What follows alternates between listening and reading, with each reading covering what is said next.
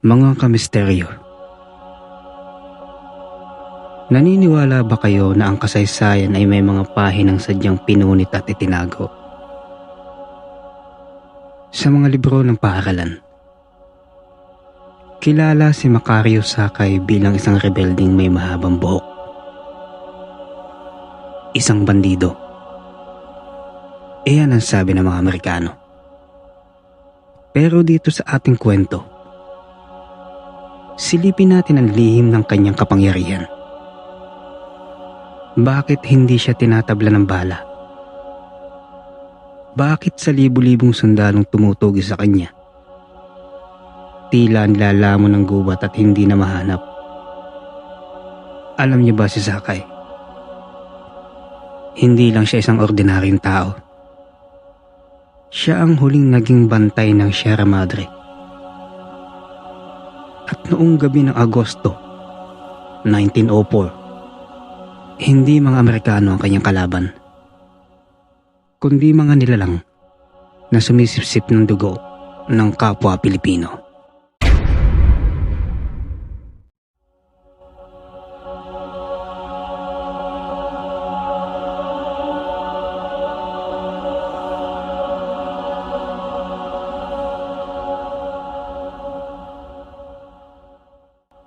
Narating ng pangkat ni Sakay ang isang maliit na baryo sa paanan ng bundok.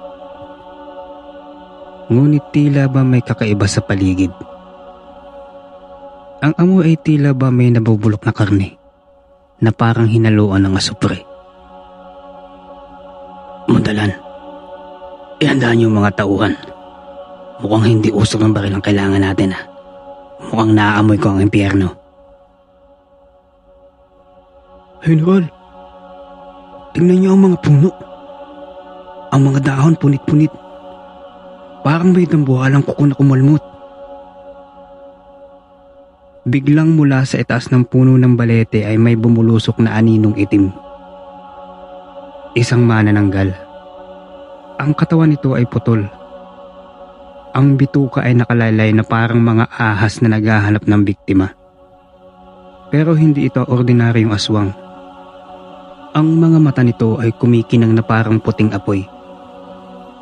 Tanda ito na kontrolado ng mga itim na praile o mga espiyang gumagamit ng itim na mahika at kulam. Sumugod ang mga aswang. Hindi lang isa, kundi isang kawan ng mga tiktik at sigbin ang lumabas sa kadiliman. Ang mga sundalo ni Sakay ay napatras. Ang kanilang mga baril ay hindi pumutok na tila ba hinaharang ng kung anong mahika. Huwag kayong matakot mga kasama. Ang bakal ay kinakalawang. Ngunit ang pananampalataya ay hindi nagagapi. Dahang-dahang hinubad ni Sakay ang kanyang damit. Doon, nakasabit ang isang medalyon na gawa sa tanso at ginto. Ang medalyon ng Impinito de Diyos. Hinawakan ng general ang medalyon at bumubulong ng orasyon. Sadur, Agipo, Tenet, Obera, Rotas, Cruzaka, Set Melax. Isang malakas na ugong ang narinig at may lumabas na tila ba apoy na tunog enerhiya na bumubuga. Sa isang iglap, ang mahabang buhok ni Sakay ay tila nagkaroon ng sariling buhay. Nagliliwanag ang kanyang buong katawan. At ang kanyang itak na dati ay kalawangin ay naging kulay asul na parang kidlat. Isang dambuhalang aswang ang sumunggab sa leeg ni Sakay. Pero sa halip na bumuon ang mga ngipin nito at kuko, tumalbog ang halimaw. Ang balat ni Sakay ay naging kasing tigas ng diamante dahil sa kanyang agimat na kalasag ng berhen. Sa isang taga ni Sakay, nahati ang manananggal. At hindi ito basta namatay. Ang sugat nito na tinamo ay nagliyab sa banal na apoy. Isa-isang tinabas ng general ang mga kampo ng kadiliman. Ang mga sigpin na dati ay matatapang, ay umamo at nagmakaawang huwag patayin. Ngunit alam ni Sakay, ang mga halimaw na ito ay hindi lang basta hayop. Sila ang nagdadala ng mga takot at alinlangan sa mga Pilipino na ginagamit ng mga dayuhan para tayo ay mapasuko.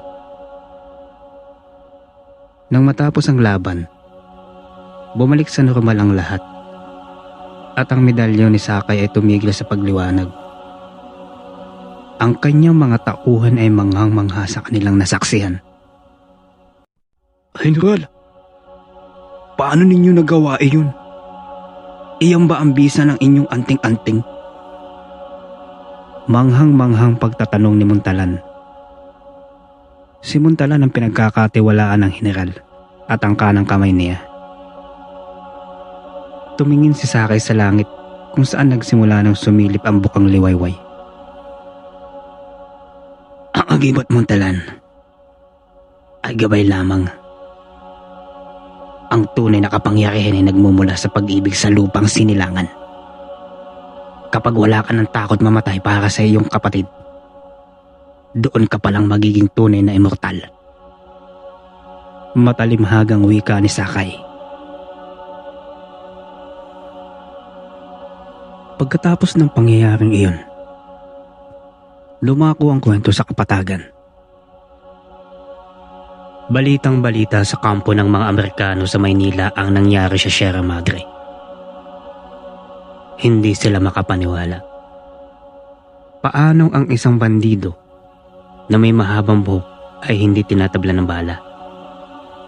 Paanong ang mga espiya na ipinadala nila ay bumalik na baliw at nagsisisigaw at nagsasabi tungkol sa isang lalaking nagniningas ang katawan? Dahil dito, isang lihim na operasyon ang isinagawa. Hindi na lang ito usapin ng baril at kanyon. Gagamit na sila ng mas madilim na paraan.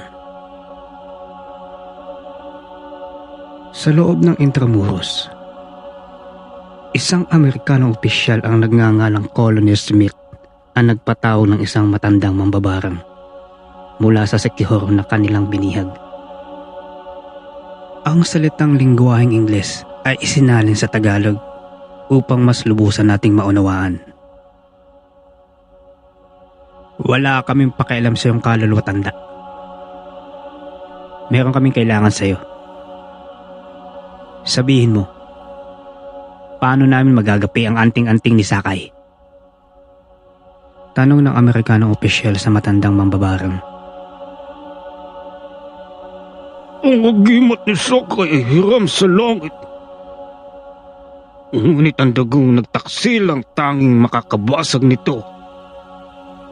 Kailangan ninyo ng bala ng kataksilan. Isang balang pilak na nilubog sa dugo ng sarili niyang kalahi. Uwi ka ng nanginginig na matandang mambabarang. Mga kamisteryo, dito nagsimula ang masamang balak. Gumawa ang mga Amerikano ng isang espesyal na unit. Ito ay mga nakasuot na sibilyan. Sila ay mga Pilipinong binayaran ng ginto. Mga traidor sa bayan. May bitbit na mga balang binasbasan ng itim na karunungan. Sa kabundukan, habang nasa kuta si Sakay, ay biglang uminit ang kanyang dibdib. Ang kanyang medalyon na Impinito de Diyos ay nagsimulang manginig. Muntalan! Muntalan! Gising! May paparating! At sa pagkakataong ito, hindi ito amoy dugo. Hindi ito amoy ng halimaw. Mukhang dumating ang mga traidor ng bayan.